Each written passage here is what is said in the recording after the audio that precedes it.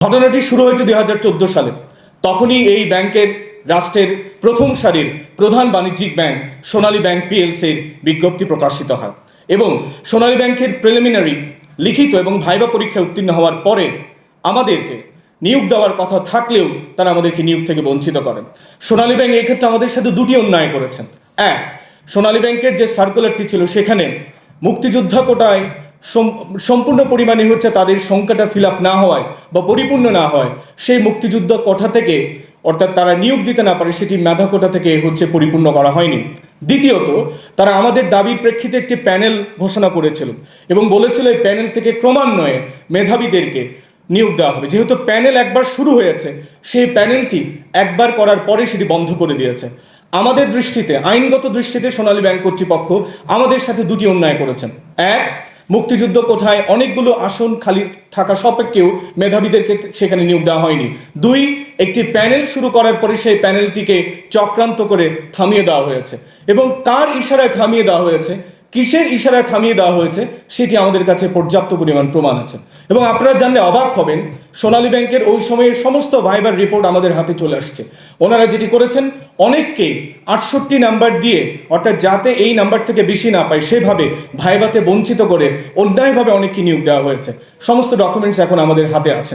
আমরা মনে করছি বিগত 16 বছরে আমরা যেভাবে বঞ্চিত হয়েছি, এই 16 বছরের মধ্যে আমরা যে একটি জনগোষ্ঠী যেটা বঞ্চিত হয়েছে এবং এই জনগোষ্ঠী আমরা এমন নয় যে উচ্ছৃঙ্খলভাবে রাস্তায় দাঁড়িয়ে রাষ্ট্রের কার্যক্রমকে আমরা ব্যাহত করব। আমি কখনোই সেটির সমর্থন করি না।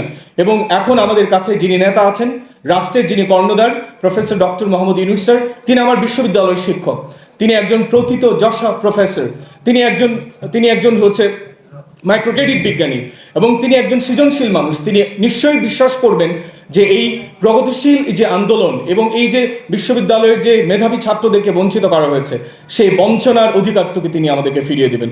আমরা আজকে এই সংবাদ সম্মেলনের মাধ্যমে ঘোষণা করতে চাই, আমরা মাননীয় প্রধান উপদেষ্টা মহোদয়ের কাছে বিনীত অনুরোধ করতে চাই, আমরা কখনোই রাস্তা ব্লক করতে চাইনি, আমরা কখনো আপনার যমুনার বাসভবনে গিয়ে আমরা কখনো আন্দোলন করব না। আপনি আমাদেরকে কথা দিয়েছেন, আপনি রাষ্ট্রকে কথা দিয়েছেন যে আপনাদের সকল দাবি দেওয়া আমরা শুনব।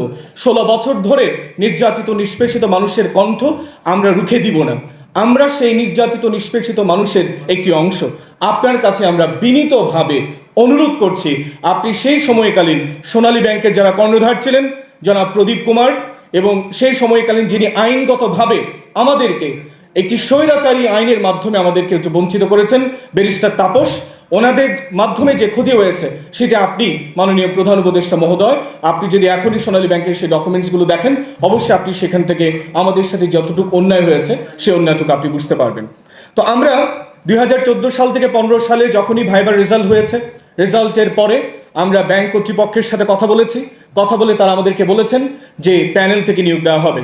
এরই মধ্যে আমাদের আইনি প্রক্রিয়াও শুরু হয়, প্যানেল হয়, প্যানেল থেকে কিঞ্চিত পরিমাণ আমাদের ভাই বোনদেরকে নিয়োগ দেওয়া হয়, একটি মাত্র প্যানেল, এবং সেই প্যানেলটা আবার বন্ধ করে দেওয়া হয়। আমরা আবারও আদালতের দ্বারস্থ হই। আদালত প্রথমবারের মতো আমাদের পক্ষে রায় দেয় যে সোনালী ব্যাংকে প্যানেল থেকে যারা নিয়োগ প্রার্থী আছে তাদের নিয়োগে কোনো বাধা নেই এবং সেটা টিভি স্কোর, সেটা সমস্ত প্রিন্ট মিডিয়াতে যে খবর হয়েছে সেটা আমাদের কাছে আছে, আমাদের কাছে সমস্ত ডকুমেন্টসগুলো আছে। সেটি করবার পরে পরবর্তীতে রাষ্ট্র যেটি করেছে, তৎকালীন আওয়ামী দোসর এবং তিনি আইনের মাধ্যমে জনাব ব্যারিস্টার তাপস, তিনি সোনালী ব্যাংকের পক্ষে আমাদের বিপক্ষে দাঁড়িয়ে সেই রায়কে আপিল বিভাগ থেকে খারিজ করে দেন।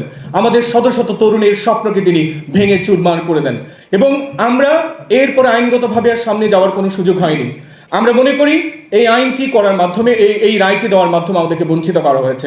যে রায়ের মাধ্যমে প্রথমে আমাদেরকে রায় দেওয়া হয়েছে যে আমাদের নিয়োগের ক্ষেত্রে কোনো বাধা নেই, রাষ্ট্রের একজন আইন সন্ত্রাসীর মাধ্যমে সেটি থেকে আমাদেরকে বঞ্চিত করা হয়েছে।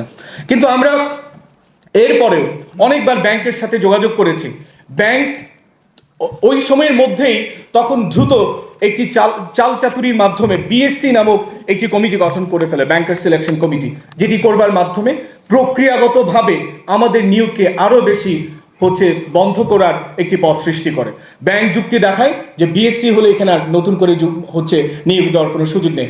আমরা বিশ্বাস করেছিলাম ওই নিয়োগ থেকে যদি আমাদের নিয়োগ দেওয়া হতো তাহলে পরবর্তী দুটো নিয়োগ হতো না, এবং ওনারা জোর করে অনেকটা গায়ের জোরে ব্যাংক কর্তৃপক্ষ আমাদেরকে নিয়োগ দিয়ে দ্রুত তড়িঘড়ি করে পরবর্তীতে নতুন করে নিয়োগ বিজ্ঞপ্তি জারি করে, অর্থাৎ আমাদের বিষয়টা সুরাহা না করে।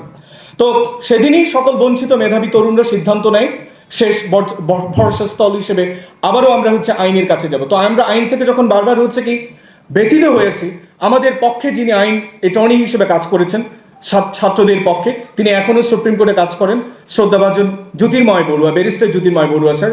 তিনি যেদিন রায় থেকে হেরে গিয়েছেন, অর্থাৎ আপিল বিভাগ থেকে যেদিন রায় খারিজ করেছেন, তিনি সেদিন একটা ফেসবুক স্ট্যাটাস দিয়েছেন এবং সেই স্ট্যাটাসে তিনি দুঃখ প্রকাশ করেছেন, আমি আজকে হেরে গেলাম, আমি রাষ্ট্র আমাকে হারিয়ে দিয়েছে, আমি আমার ছাত্র বন্ধুদের মেধাবীদের পাশে দাঁড়াতে পারলাম না। সেই ফেসবুক স্ট্যাটাসের স্ক্রোল এবং সেই ফেসবুক স্ট্যাটাসের স্ক্রিনশট এখনো আমাদের কাছে রক্ষিত আছেন। এবং তিনি একজন সুপ্রসিদ্ধ ব্যারিস্টার আইনজীবী হিসেবে তিনি দুঃখ করেছেন, তিনি আক্ষেপ করেছেন যে আমাদেরকে বঞ্চিত করা হয়েছে। তারপর যেহেতু আমাদের কণ্ঠরোধ করে দেওয়া হয়েছে, নানাভাবে ভয়ভীতি দেওয়া হয়েছে এবং ব্যাংক থেকে বিভিন্নভাবে প্রেশার দেওয়া হয়েছে, আমরা কোথাও দাঁড়াতে পারিনি, আমরা কোথাও গিয়ে আমাদের অধিকার বঞ্চনার কথা বলতে পারিনি।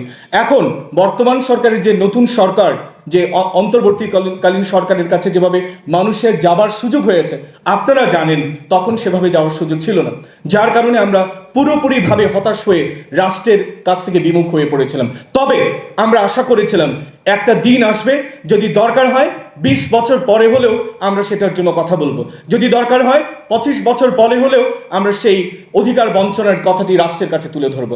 সেই দিনটি আজকে এসছে, এটাই আজকে আমাদের মুখ্যম সময়। তো আমরা বিশ্বাস করি আমাদের অধিকার লঙ্ঘিত হয়েছে।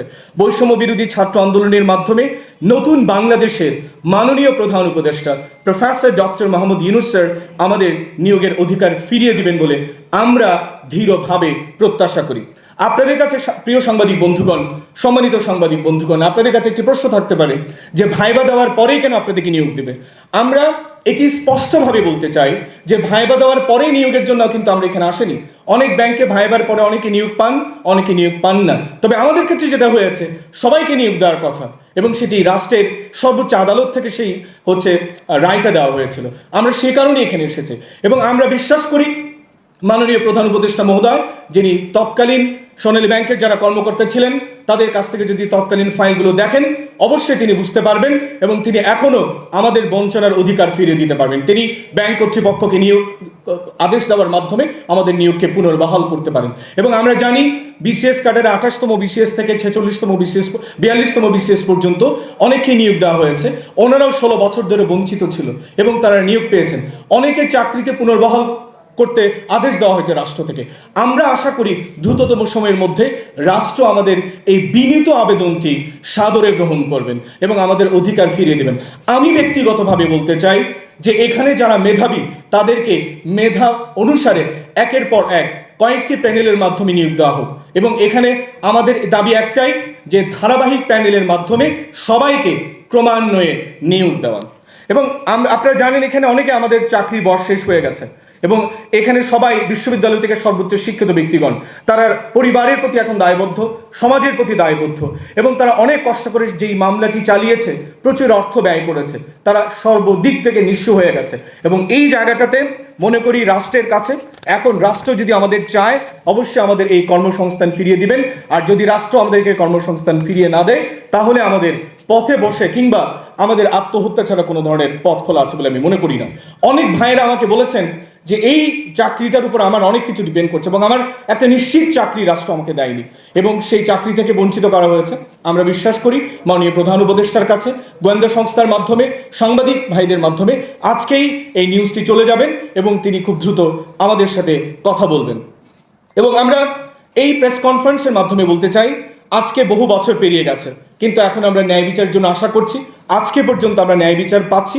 যখনই অন্তর্বর্তীকালীন সরকার শুরু হয়েছে, আমরা আশা করি আমরাও ন্যায় বিচার ওনাদের কাছ থেকে পাবো ইনশাআল্লাহ। এবং আমরা মানব সম্পদ হওয়ার পরিবর্তে সমাজের যে বোঝা হয়ে থাকার যে দৃষ্টান্ত তৎকালীন স্বৈরশাসক সৃষ্টি করেছে, সেটি থেকে বের হয়ে আসতে চাই এবং আমরা ন্যায্য চাকুরি বা আমাদের যে ন্যায্য কর্মসংস্থান, যে বৈধ কর্মসংস্থান, সেটিকে আমরা ফেরত পেতে চাই। সো আমরা ন্যায় বিচারের জন্য, আমাদের অধিকার প্রতিষ্ঠার জন্য আজ এখানে এসেছি। আমরা বিশ্বাস করি বাংলাদেশের মানুষের ভাগ্য উন্নয়নের ক্ষেত্রে এই সরকারের বিচক্ষণতা, কর্মদক্ষতা ও ন্যায়পরায়ণতা মজলুমদের আলোর পথ দেখাবে। তাই মাননীয় প্রধান উপদেষ্টার প্রতি আকুল প্রার্থনা, সোনালী ব্যাংকের 14-15 সালের নিয়োগ বঞ্চিত সকল প্রার্থীদের পর্যায়ক্রমে প্যানেল করার মাধ্যমে নিয়োগ ও সুবিচার পেতে আপনার সুদৃষ্টি কামনা করছে।